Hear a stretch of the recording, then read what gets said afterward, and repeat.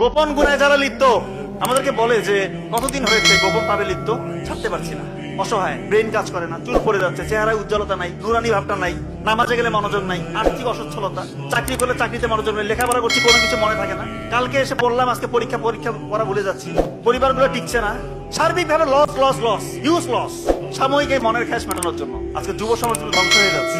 দয়া করে গোপন গুনাহ ছেড়ে দেন, নাহলে এমন ভয়াবহ অবস্থা বিরাজ করবে, মানে জাস্ট হেল, দুনিয়াও শেষ আখিরাতও শেষ। আল্লাহকে যদি হারান, এর থেকে বড় লস আর আমাদের জন্য কোনো কিছু হতে পারে?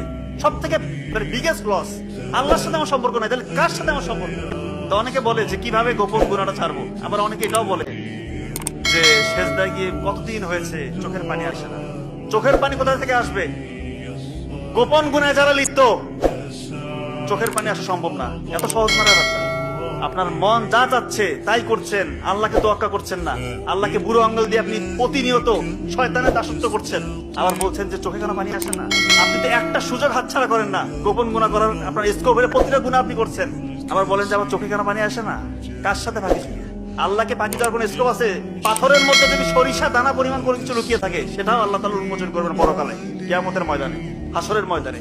তো তার সাথে ফাঁকি যদি চলে না, মনটাকে আগে পবিত্র করেন, সৎ করেন, গোপন গুনাহ ছেড়ে দেন। যত সুযোগ আসুক গোপন গুনাহ করবেন, নামাজে মনোযোগ আসবে না, নামাজ থেকে যে বেনিফিট ইহকালেও পাবেন না, পরকালেও পাবেন না। আপনি চিন্তা করেন আপনি কতটুকু